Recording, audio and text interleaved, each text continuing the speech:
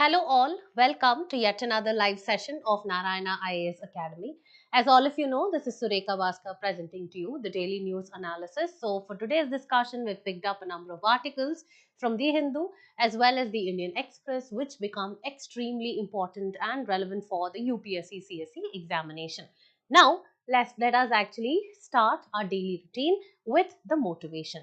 So what is the motivation for today? Is that it says one day you will be so glad and happy for not giving up today. Okay, so this is very simple. This is actually what does it actually say is that success is nothing but it is a consistent and accumulative effort that we actually give in every day, and the results of which you will understand one day, where you will be so glad that you did not give up working today. Okay, so with this, let us actually discuss what are all the articles we've actually picked up for today's discussion. Okay, so moving into the discussion.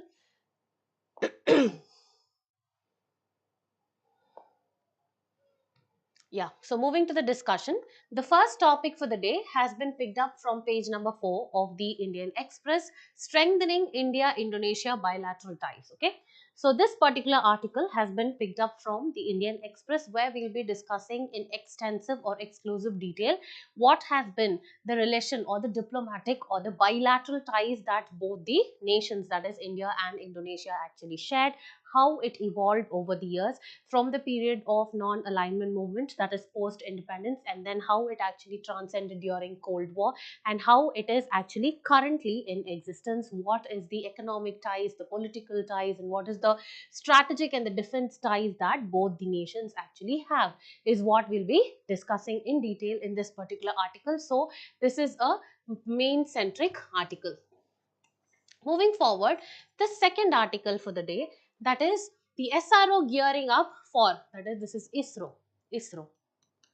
Okay, so ISRO is gearing up for its 100th launch from Sriharikota on 29th of January. So what is this particular launch? We'll be looking into that. So what is this particular satellite that will be carried over by the GSLV, and where or in which orbit will it be actually launched? What is the objective? Whether it is a part of the navigation satellite constellation system, that is the NAVIC system, and we'll also be looking into what are the other countries which actually have such navigation satellite systems. Okay, so here this is actually a prelim centric article. So moving forward, the third article has been picked up from page number 8 of the Hindu at 75, constitutional justice and personal liberty. This has been taken from page number 8, as I told you, that is the editorial page. So this particular article actually discusses about India. We are actually closing, right? That is, the constitution is closing around 75 years of completion, because the constitution came into force on 26 January 1950. So here we will be discussing about what are the basic tenets or the components of the Indian constitution, like liberty, constitutional justice, and how has been the judicial system, how it has actually evolved over years, and what is the right of an individual to dissent a particular scenario, whether you have legal safeguards for fundamental rights or not. All this had been discussed in the article. So overall, we'll actually be looking into a framework, that is what the basic components that the constitution that was framed actually entails. And moving forward, the fourth article has been picked up from page number 12 of the Hindu, that is Odisha tops NITI Fiscal Health Index. So here we'll be looking into the concept of what is fiscal health and why is it actually required. Okay, so whether the states actually contribute to more than 2/3 of the spending when compared to 1/3 of the revenue. So it is very important for us to analyze and to know what is the fiscal health or the stability of a particular state in order to perform its functions. So here NITI Aayog had actually come up with the fiscal health index. We will see what is the health index, what are the indicators, which are the states that are actually top, which states actually are at the bottom. All these we'll actually be discussing here. So Having known this, let us quickly move and understand. In order to ease your preparation, Narayana IAS Academy has actually come up with a number of course as well as the study material, and these actually include our 1 year prelims cum mains integrated course for the 2026 examination, and for the 2027 we have a 2 year prelims cum mains integrated course for the 2027 examination, and the total hours of instruction will be 1000 plus hours. And here we actually cover all the three what to say phases of the examination: your prelims examination, your mains, as well as the interview stage of the examination. So of the 1000 hours, 800 hours will be dedicated to your general studies as well as the CSAT online courses, where you will have daily live classes over each topic comprehensively, and that will actually build a very solid conceptual foundation that will be helpful for you to clear the examination. Moving forward, you have also a 200 plus hours of current affair classes in order to keep the students up to date with the ongoing or the upcoming evolution of every topic, specifically the geopolitics as well as international relations.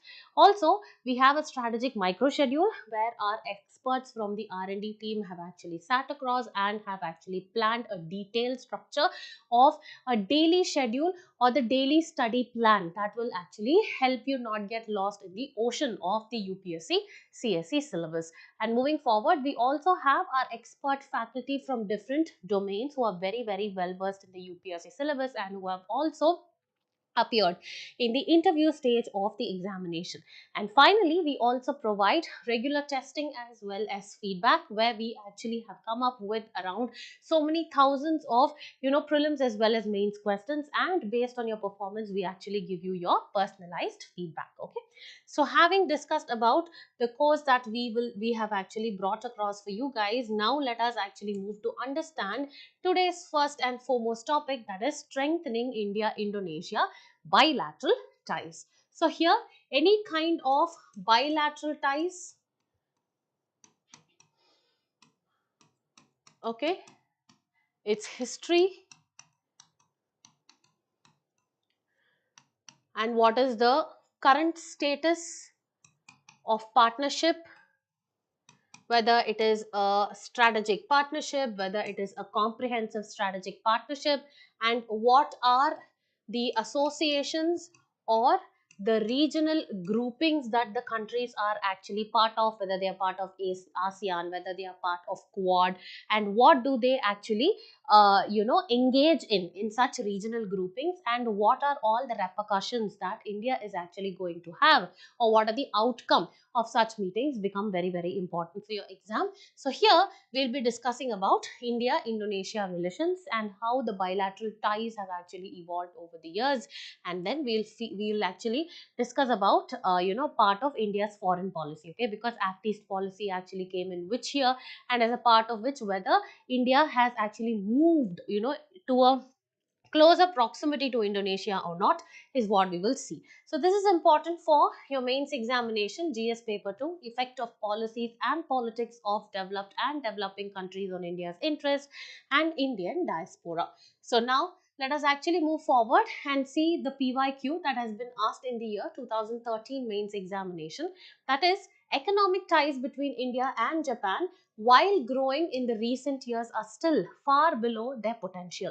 Elaborate the policy constraints which are inhibiting the growth. So these kind of bilateral relations, or basically India's foreign policy and the relations that it actually shares with its immediate neighbors, then its extended neighbors, and the bilateral relations it actually has with the other nations like Russia, United States, all that become very important. Okay, so here similarly we'll be discussing about in the backdrop of the question that was asked between India and Japan, now we will be discussing about India and Indonesia relationship. Okay, so now let us see why this particular article is in the news.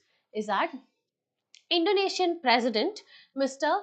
Prabowo Subianto is actually visiting India as one of the chief guests for the Republic Day celebration. So that is why India-Indonesia relationship becomes very important. So now let us quickly move forward and see what let us actually see the brief of the evolution of India-Indonesia ties. Okay.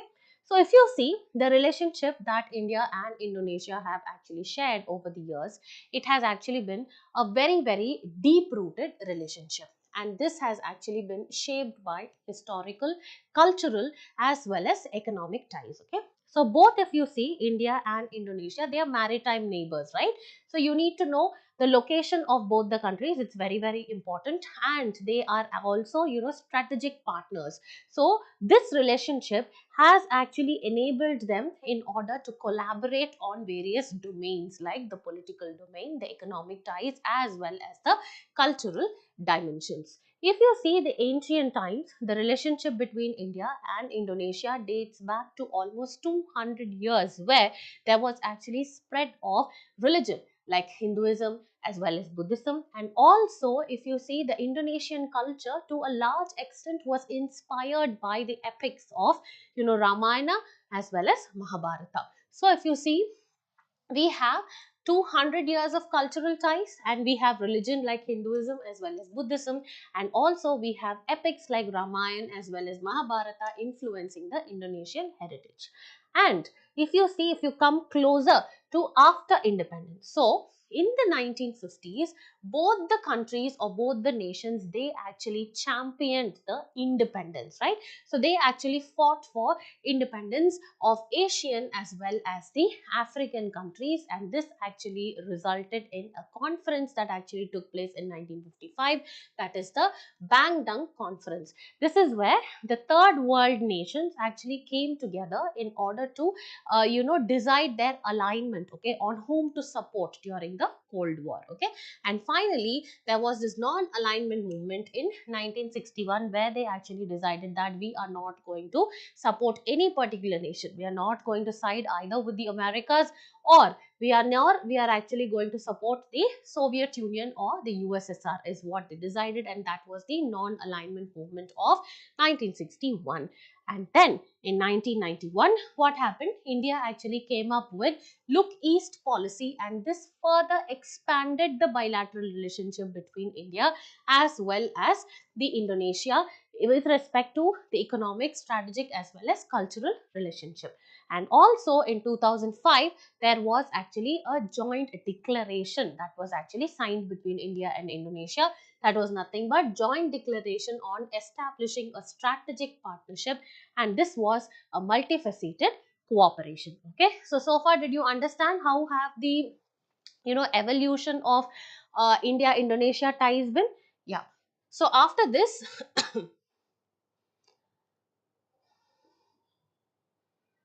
Yeah.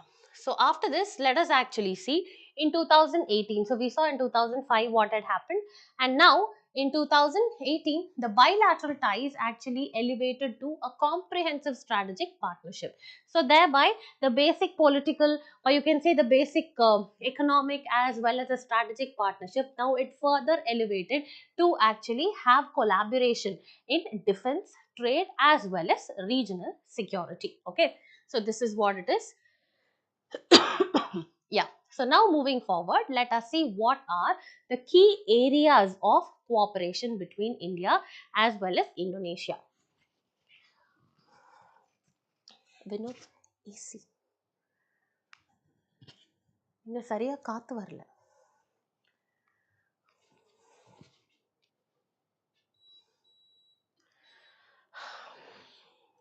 Yeah.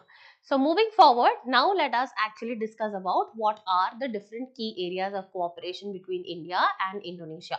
So starting with, let's start trade. Let's start with trade and economy. Okay. So if you see trade and economy, so the largest ASEAN state happens to be Indonesia. Okay. So Indonesia actually becomes a key important partner for India. So if you see the recent estimate of the bilateral trade that actually happened between both the sides, it accounted for around 29.4 billion in 2023-24, and the target happens to be 50 billion by 2025. And if you see the composition of trade, India actually happens to be the second largest importer. Very important. These trends are very important.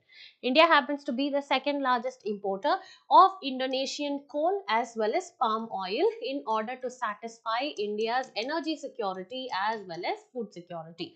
Next, moving across the exports, what are the products that India actually exports to Indonesia? It includes refined petroleum products, maize, as well as commercial vehicles, telecommunication equipment. You have oil seeds, animal feed, then you have cotton, steel products, and then you have plastics, etc. Now, moving forward, if you see the amount of investment that the Indian companies actually do in the Indonesian markets, or you can say Indonesian sectors of infrastructure, power, etc., it is around 1.56 billion in infrastructure, power, textiles, as well as consumer goods sector. And also there have been memorandum of understandings that have actually been signed by the central banks of both the sides. That is, here it's the Reserve Bank of India, and there that is actually Bank of Indonesia. Both of them have signed a framework in order to promote the use of local currencies. That is nothing but the INR, rupees of India, as well as the rupiah of Indonesia, okay, for cross-border transactions, okay.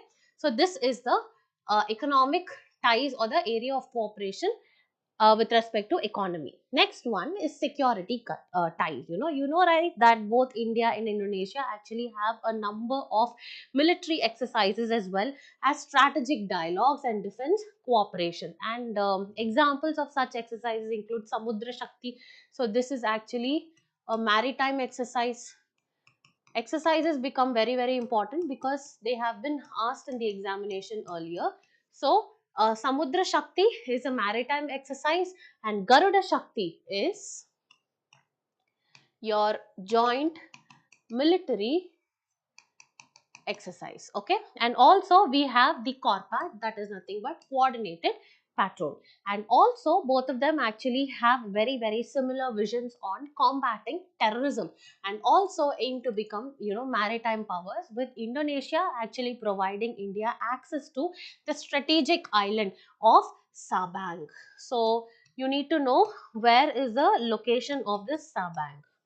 And also, if you see defense procurement, Indonesia is extremely interested in acquiring India's BrahMos missile system in order to enhance the strategic cooperation. So overall, we've actually seen the evolution of relationship between India and Indonesia. And also, we actually discussed about the, look east or act east. And also we've actually seen the non-alignment movement, and finally we have actually seen how it has actually elevated the relationship from the bilateral trade, or you can say bilateral relationship, to strategic or comprehensive strategic partnership. And then we are seeing different areas. The first one we saw around the target was around 50 billion US dollars in order to achieve the bilateral trade. However, India actually has a fiscal deficit, or you can say India imports more when compared to that of exports with that of Indonesia. And next one is the security ties. That is, we saw the different kind of exercises, the maritime as well as the military exercises, both of them actually share. And now moving forward, let us actually see the diaspora and the cultural relationship. So the cultural exchange between both the countries are facilitated by the presence of Jawaharlal Nehru Indian Cultural Center, which is present in Indonesia, where the classes are rendered in Indian music, dance, yoga, as well as the Indian languages. And also, if you see, around 100, or you can say 1 lakh people of the Indian origin are in Indonesia, and they are mostly engaged in trade. Next, if you see, what is the primary area of focus of both the nations? Okay, so it is the Indian Ocean region. Both of them are the littoral states, so they collaborate on the maritime trade and security on the common maritime boundary in the Andaman Sea. Again, location is very, very important. And next one, they are both the founders and the members of Indian Ocean Association or RIM Association, that is the IORA. You need to know about this, why India is a founder, and what are the other members that actually recently joined. All that becomes important. Next one, the corporation, that is both of them cooperate on projects also, like the Indonesia's maritime access as well as India's MOSM project. This is actually aiming to enhance the maritime links among both the Indian Ocean countries. Okay, so this is also one of the relationship or the ties that both of them share. Next one, however, however attractive and good these relationships actually look, on the other side, they have a number of challenges. The major challenge, the first major challenge is the trade imbalance. Okay, so let us actually see what is the what is the status of the trade imbalance that Indonesia and India actually have. So first one is India imports greater than that of its exports. That is why if you see, the trade deficit with Indonesia worsened since 2019 from around $10,930 million to around 17,421. Okay, so this is actually the amount of deficit that India actually has with Indonesia. Next one is the geopolitical alignments. However, if you see post this non-alignment movement, etc., both of them actually decided to follow the principle of non-alignment. That is, they will not follow any of the countries per se, but eventually what happened, India actually started supporting or sidelining with the Soviet Union, whereas Indonesia actually sidelined with that of United States. Okay, so this is why both of them are actually having conflicting interests many a times. Okay, so one such examples include Indonesia's support for Pakistan during the conflicts with India. All these actually raise concerns. Next one is maritime boundary disputes. Okay, there is actually no such clear law, or there is no clear demarcation of the maritime boundaries in the Andaman Sea. This actually remains an unresolved issue. Okay, so this is what it is. Now moving forward, if you actually see, this is actually the map, very important. So this is India, as all of you see, and this is actually the southernmost tip of India, that is the Indira Point over here. If you see, it is in the Andaman and Nicobar Islands, and then this is actually your Sabang port. Okay, so this is an area of strategic importance, and then you have the strait, that is Strait of Malacca, and here you have the 10-degree channel that is actually separating the Andaman as well as Nicobar. Then you have the 6-degree channel, and this actually separates which area from which area, you need to know. Okay, and then you have the Indian Ocean over here, and this is the region of Indonesia.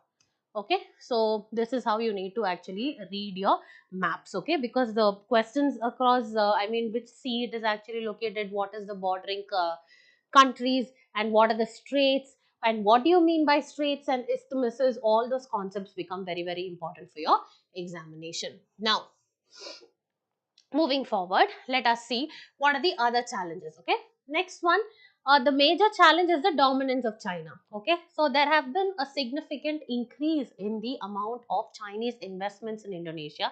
For example, specifically the railway infrastructure in the under the BRI, that is the Belt and Road Initiative, and these have actually raised concerns for both the nations. Also, there are security concerns as well as terrorism that is actually taking place, that is, the threat of extremism is there. Next, if you see economic as well as development challenges, both of them, since they are actually developing nations, they face similar issues with respect to that of poverty, governance challenges as well as sustainable development.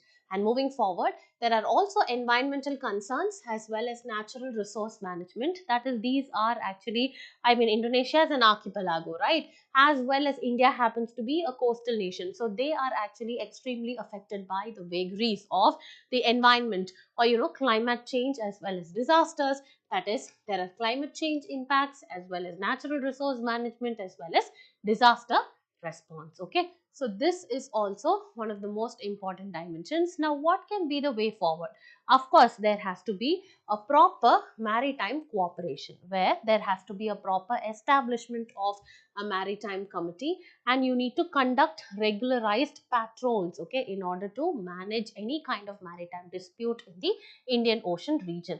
The second one is that there has to be economic integration, okay. So there has to be expanded currency swap agreements in order to decrease the dependency on third party currency, especially the US dollar. Next one, there have to be technology and innovation partnership where you need to collaborate in digital infrastructure as well as biotechnology in order to capitalize on mutual strengths. Next one, there have to be cultural exchanges, which is already there, in order to deepen the understanding and to enhance the people to people ties. The next one, there has to be joint infrastructure ventures, okay, in order to enhance economic connections and mutual capacity building. And finally, there have to be strategic regional dialogue where you need to initiate the defense as well as the foreign ministers dialogues in order to solidify the roles as stabilizers in the Asia Pacific region. And finally, there have to be environmental as well as disaster management initiatives where joint efforts focusing on environmental protection and managing challenges like the sea level rise as well as natural disasters have to be taken care of, okay. So here we've actually discussed about India Indonesia ties, the evolution and the origin, and then we have actually seen the key areas. We've actually gone through the map. We've seen the challenges and finally way forward. Okay, so this is how any kind of bilateral relationship between any other country shall actually be prepared for. Okay, so now let us quickly move on to the second topic. Here it is just the conclusion that we've actually written, that both of them have to focus on regional stability, and they have to unlock new opportunities and also take care of the environmental sustainability. Okay, so this is what it is. Now moving forward, the second topic that we'll be discussing is Odisha tops the NITI Fiscal Health Index, Chhattisgarh the next best. Okay, so here we'll be discussing about the Fiscal Health Index 2023 report, which is very important. Who has released it and what do you mean by fiscal health? All that we'll be discussing in this particular article because it is important for both the prelims, that is under economic and social development, and under mains examination it is under GS paper 3, Indian economy and issues relating to planning, mobilization and resources, growth, development as well as employment. Okay, now let us actually move forward to see a PYQ. These kind of reports, see here you have in 2019 there has been a PYQ on the global competitiveness report, and it has been published by which of the following organizations, what are the indicators it actually uses, which state has actually performed better, or whether India's ranking has actually increased or decreased, for example in the multi-dimensional poverty index. All that becomes important. Okay, so now let us quickly move forward to see why this particular article has been in news. So NITI Aayog, that is India's think tank that has actually replaced the erstwhile planning commission, has released its first fiscal health index of 2023 report, and this actually is an essential tool for actually evaluating the fiscal health of the Indian states. For this, we need to first understand what do you mean by fiscal health. This is nothing but what is the financial stability of a particular state. That's it. So the financial stability and the sustainability of a particular government or an organization. So this actually shows the ability in order to manage the revenues, in order to manage its expenditure, as well as how it is managing the debt obligations. That is, if I actually have borrowed from someone, how do I manage it well? All these can be determined by a single term that is called as fiscal health or financial stability. So this is a critical determination of the economic stability and what is the capacity of a particular government, organization or a state in order to achieve the developmental goals. So this is what is fiscal health all about.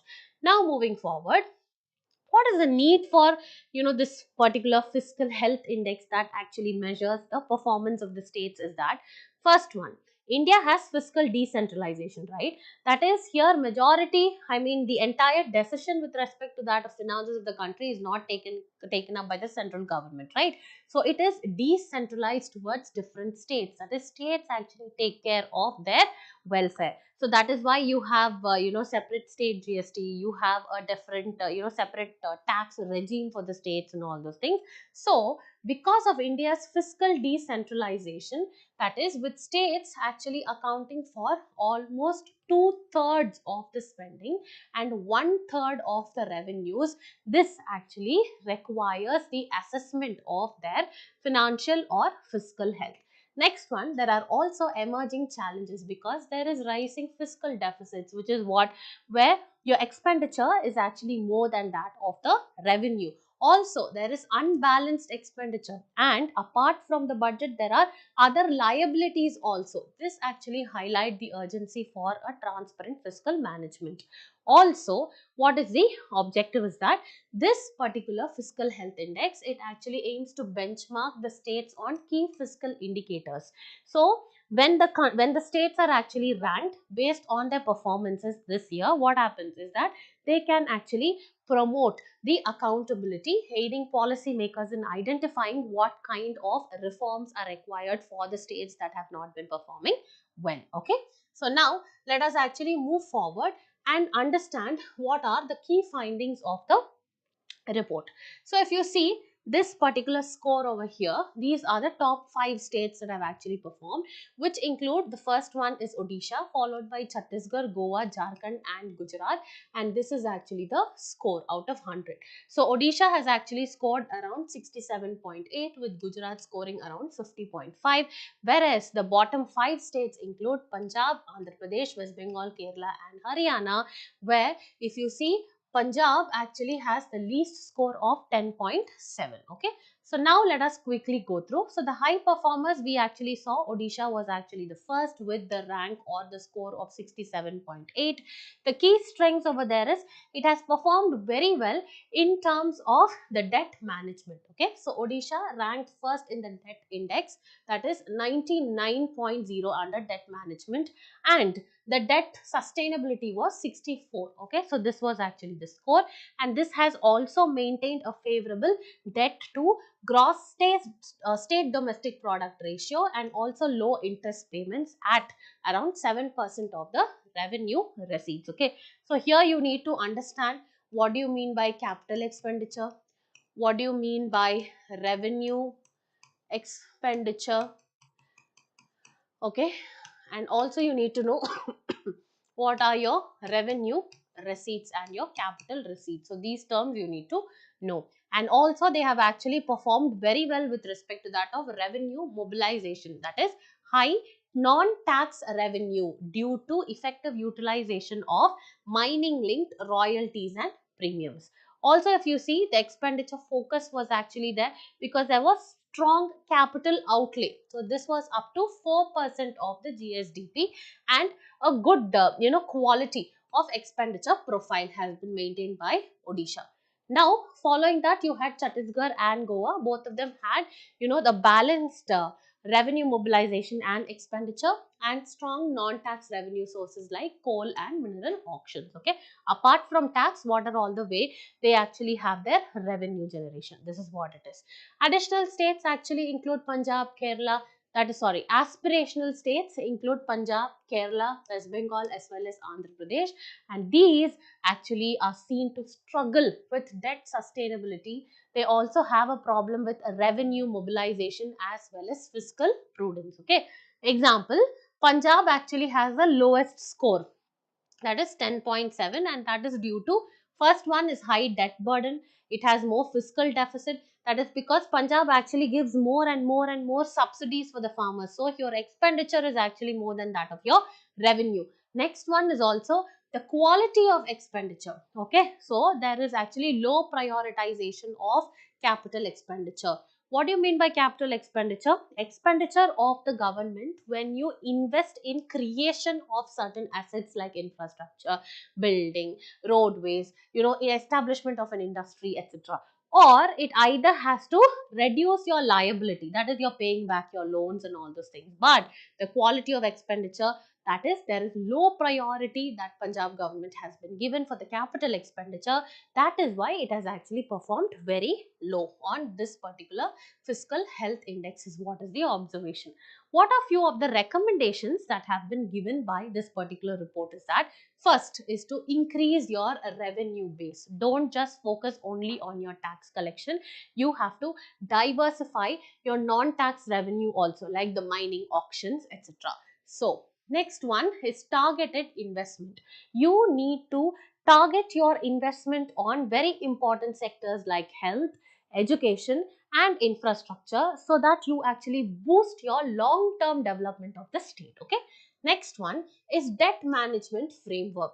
So you need to create sustainable debt policies, okay, that will actually help you to what to say in order to mitigate the rising interest payment burdens. Okay, you need to deal with your debt burden, so that is what it is. Next one, there have to be institutional strengthening, that is there have to be improved data transparency, that is there has to be a real time figure that has to be given. Next one, public financial management reforms have to be there, where you need to adopt the best practices in budgeting as well as expenditure tracking. Okay, so these are the recommendations that have been given by the report. Now moving on to the third article of discussion at 75, constitutional justice and personal liberty. So here as such, constitution as a topic, you have constitution mentioned in the syllabus, right? So constitution, so here what you need to know is, you definitely need to know the making of the constitution. You need to know the historical underpinning of the constitution. You need to know what is the procedure for amendment of the constitution, and also you need to know basic features of the constitution. What are the components it actually entail is what you need to definitely know for your examination. I'm sorry for that. Okay, so let us actually continue. So we will be dealing with the constitutional justice as well as personal liberty, and this is important for both your prelims as well as the mains examination under Indian Constitution, historical underpinnings, the evolution, features, amendments, significant provisions as well as the basic structure. Okay, let's move forward and quickly understand. There was already a question on the fundamental right, that is right to privacy is protected, and it's an intrinsic part of right to life and personal liberty, and it actually is under, or it's enshrined or entailed under which of the following options. Okay, so these kind of fundamental rights, whether it is a duty or not, what are the duties that was actually added, which was the year, by which year, which constitutional amendment it was actually added, all those become important. Now let us move forward to understand. So this particular article today discusses about important themes. Okay, it revolves around themes like what is constitutional justice, what is personal liberty, then the role of dissent in a democracy, that is if you're not okay with something, how you can actually dissent. Okay, and also this all talks particularly in the context of India celebrating 70 years of its constitution. Okay, do you understand? Now let us actually move forward and read. What is the concept of constitutional justice? This is nothing but you actually apply the tenets of fairness, equality as well as reasonableness as defined by the principles enshrined in the country's constitution. There has to be equality, there has to be liberty, there has to be justice, there has to be fraternity. So this is what it is saying. So this actually makes sure that the government, that is the center and the state government, actually function aligning with the values of the constitution, and this it also includes protecting your fundamental rights and also seeing that everything is actually as per the rule of law. So this is what it is. Okay, this is what is called as constitutional justice. Next one, what are the key elements? First one is rule of law. Okay, so what does this actually ensure is that this ensures that equality before the law is actually there, that is all individuals are actually treated equally. Next one, there has to be transparency and accountability in governance. There has to be protection of fundamental rights. That is, you need to safeguard the freedoms like the right to freedom of speech and expression, right to live with dignity, all those things. Okay, so that is what it is. Next one, there has to be judicial review. That is, anything is actually restricted. If the state restricts anything to the citizen or an individual, they can actually move to the court, and all the laws that are made are also subject to judicial review. Next one, there is separation of powers. Okay, so however, it is not a watertight concept, it's not the judiciary, the executive as well as the legislature, they don't walk in, they don't work in watertight compartments. However, there are different compartments. They actually have separation of powers. The judiciary has its own powers as well as jurisdiction. Legislature has to make laws, executive actually has to implement it. So these kind of separation of powers are there in order to act as checks and balances on other organs. Okay, next one is democratic values. This actually of course protects the freedom. It actually promotes the inclusivity as well as ensures the grievance redressal through fair process. Okay, so these are few of the key elements of constitutional justice. Next, let's see what is the concept of personal liberty. This is nothing but, it is nothing giving an individual the right to live freely from undue or arbitrary interference by the state or the others. So this ensures the ability of an individual in order to make his or her own personal choice, which is guaranteed under the law, and this in the Indian Constitution is enshrined as fundamental right as Article 21 of the Constitution. So this is important, and here what does this actually say is that no person shall be deprived of his life or personal liberty except according to the procedure established by law. So there are two things, right? One is procedure established by law, and the next one you actually have the due process of law. What do you mean by procedure established by law? A law actually comes into existence after a detailed procedure. Okay, and every decision has to be taken based on this particular law that has come into existence by a detailed procedure, that is called as procedure established by law, and this is what is followed by the Indian Constitution. Whereas you have the due process of law, this is not explicitly mentioned in the Constitution, and it is followed by countries like US, etc., which looks into the fairness of a law, which actually looks into whether a particular law is just or not. So this is what it is. Okay, now moving forward, let us actually see what are the key features of personal liberty. Of course, protection against the arbitrary actions. So this safeguards against unlawful detention or coercion by the state. It gives you the right to live with dignity, and also it follows implicitly the due process of law also, where you actually see that in case there is a deprivation of liberty, that follows fair and reasonable procedures, and also it has expansive interpretation. Okay, that is apart from the freedom of speech, it also means that you have the right to privacy, you have the right to travel, occupation and marrying by choice. All this is actually upheld by the judiciary. Okay, so now moving forward, you can see judicial precedents here. That is, the first case is Justice K.S. Puttaswamy versus Union of India in 2017, where the Supreme Court recognized the right to privacy as a part of fundamental right under Article 21, and this actually broadened the understanding of liberty and emphasized individual autonomy, specifically in digital age, okay, with respect to that of your data protection, etc. Now, moving forward, let us see how constitutional justice and personal liberty are being diluted. Okay, so this has been discussed in today's article. So it says that there is criminalization of dissent. That is, in case against the action of a state, if an individual actually speaks up what happened, there are individuals are actually facing excessive dissent. They actually face arbitrary arrest as well as prolonged detentions. Okay, so this actually violates them of their constitutional rights that is given under Article 21. Do you understand?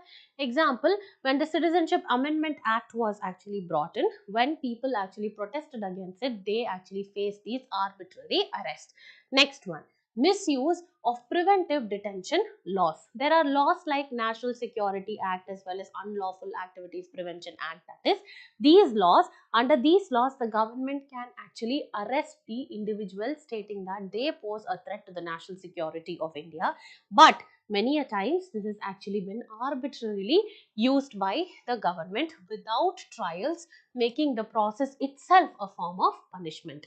Next one, there have been excessive judicial delays. Okay, so decisions made on these arbitrary decisions again is actually facing a lot of challenge. That is why people are losing the faith in this particular judicial system. So this is what this particular article says. Next one is that there are retention of colonial era laws, because many of the laws are actually outdated, okay, such as the sedition law, and all these things originally created to suppress the colonial resistance. But since, even after India became a democracy and it actually got independence, still we are suffering for all these things. Next one is the state overreach and procedural opacity. What does this mean?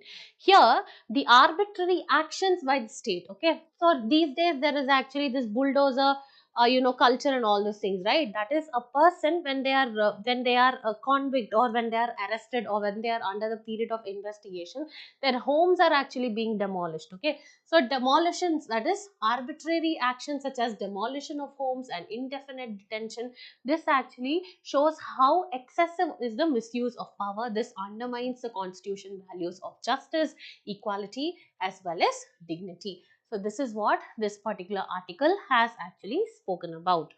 Now, moving to the last article for the day, ISRO gearing up for its 100th launch, from Sriharikota on 29th January. So here we'll be discussing about this particular system of Indian Regional Navigation Satellite System, very, very important, IRNSS, Indian Regional Navigation Satellite System. And here NAVIC is what is actually called as, and then we'll also look into the global navigation satellite systems of the world. And here it is important for both the prelims as well as the mains examination under current events of national and international importance. And under mains, it's under GS paper 3, science and technology and the developments and applications in everyday life. And also, if you see, the question on IRNSS has actually already been asked in the 2018 examination. So it is very, very important. Okay. So now moving forward, why is this particular article is in the news? Okay. So, as a part of its milestone 100th launch, the Indian Space Research Organization, that is ISRO, is actually set to launch a navigation satellite. What is the weight of it? It is 2250 kg navigation satellite, and that will be taken to the space by GSLV F-15 rocket from Sriharikota. And this particular satellite is what is called as the NVS-02. It is a part of the Indian Regional Navigation Satellite System, okay, also known as the NAVIC, that is navigation with Indian constellation. Constellation is nothing but it's a group of satellite which is at a particular orbit at a particular distance from the earth, okay, in order to provide the navigation details. So this is what it is. Now, moving forward, let us actually see about this NVS-02 satellite. So it is the second of the 5 second generation satellites which are being developed in order to replace the existing ones, okay, because the new generation satellites, they actually have an extended lifespan of 12 more years, okay, so that is why they are going to replace the older constellation. And also it actually includes indigenously developed atomic clocks for improved accuracy, very, very important. And also I'm sorry, they will actually operate in the L1 frequency commonly used in the US GPS system. That is also, this is a global positioning system by the US, right? This will actually allow greater utilization in smaller consumer devices such as even the fitness trackers, etc. And the mission will actually last for 19 minutes, and this will place the satellite into geostationary transfer orbit, that is GTO. Very, very important. Now moving forward, let us quickly understand what is this NAVIC, okay. It is nothing but the Indian Regional Navigation Satellite. It is also known as the NAVIC. It is an independent navigation satellite system that has been developed by ISRO.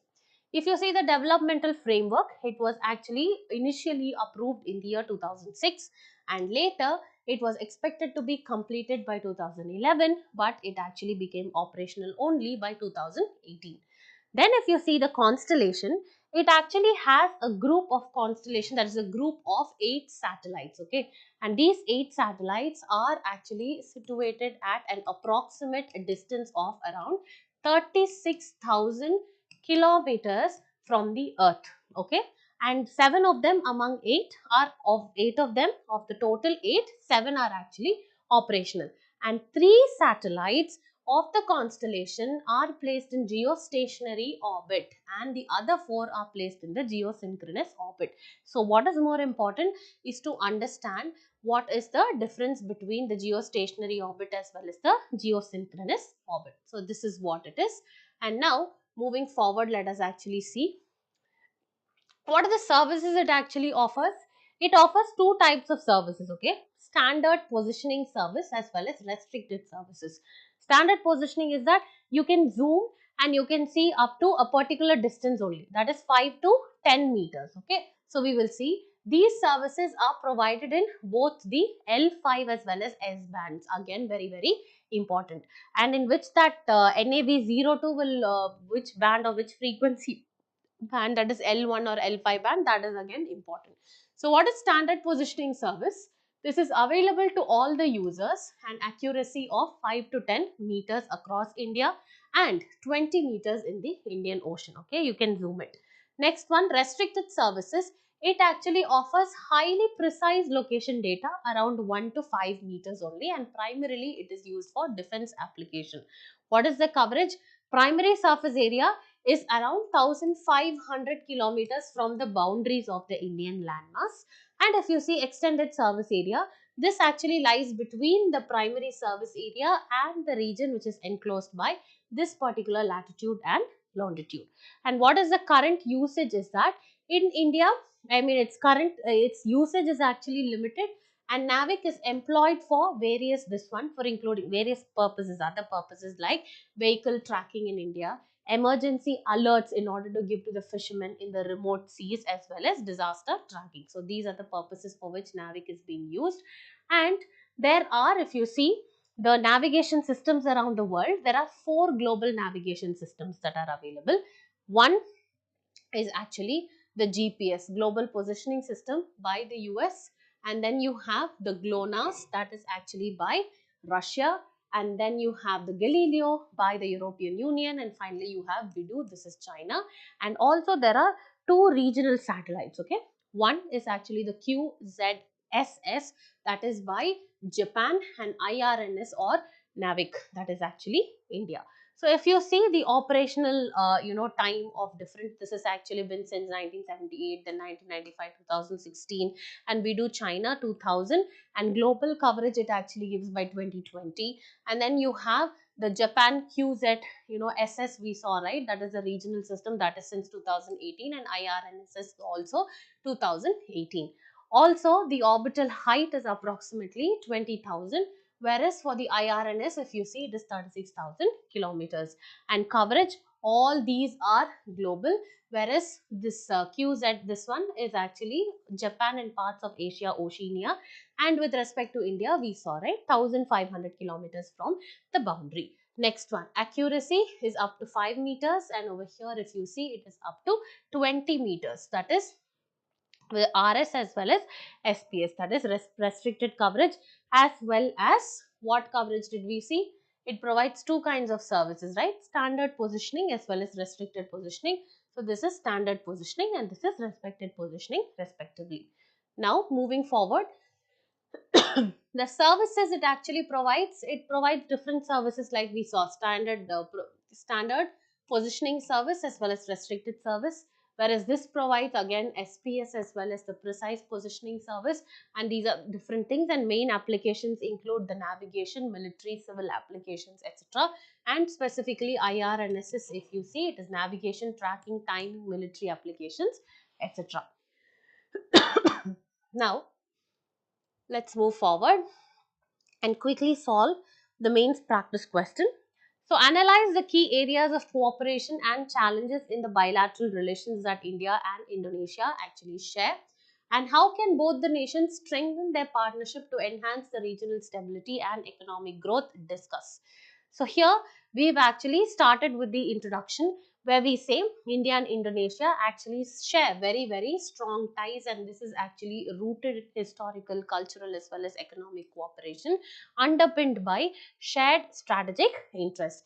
Now moving forward, we'll discuss in the body about the key areas of cooperation, be it the trade and economy, defense, what is the maritime as well as the military cooperation or the exercises we have, what is the cultural and the diaspora relations, and also talk about the joint efforts in the Indian Ocean region. And finally, towards the end, in the conclusion, we will be discussing about the trade imbalance, what are all the geopolitical alignments, the maritime boundary disputes, and finally, increasing Chinese influence. And finally, we'll finish off with the way forward. Now, let us quickly solve the PYQs that would have been discussed yesterday. So, with reference to tuberculosis, consider the following statements. It is caused by protozoa? No. It is caused by Mycobacterium tuberculosis, right? So, it's a bacterium.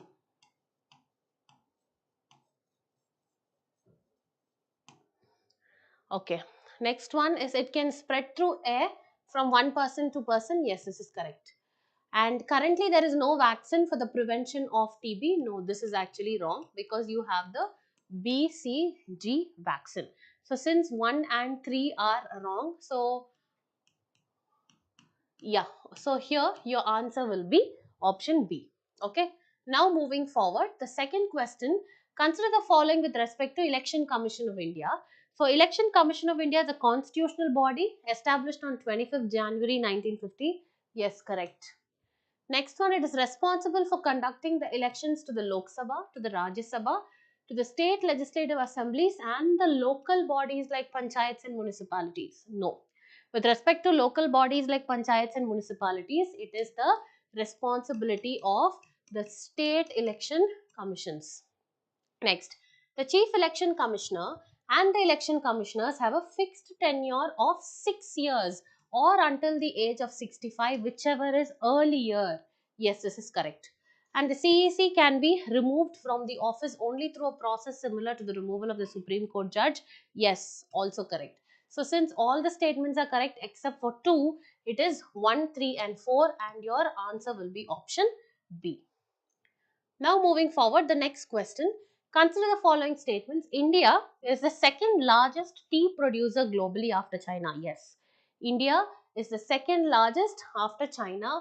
However, how much ever we produce, right? 80% actually goes in our own consumption itself. That is why we export comparatively less. So, India consumes about 80% of its total tea production. Yes, this is also correct. So, since both the statements are correct, here your answer will be option C, both 1 and 2. Okay. So now moving forward, these are the questions that are actually planned for you guys today. So you can actually solve these MCQs on the website, the link of which is actually provided in the comment section below. So I'll take you through this. Who actually released the Fiscal Health Index 2023 report in India? So we have actually discussed about it, right? Whether it's NITI, Aayog or what. And next one, what are the following are the features of personal liberty as identified under Article 21 of the Constitution?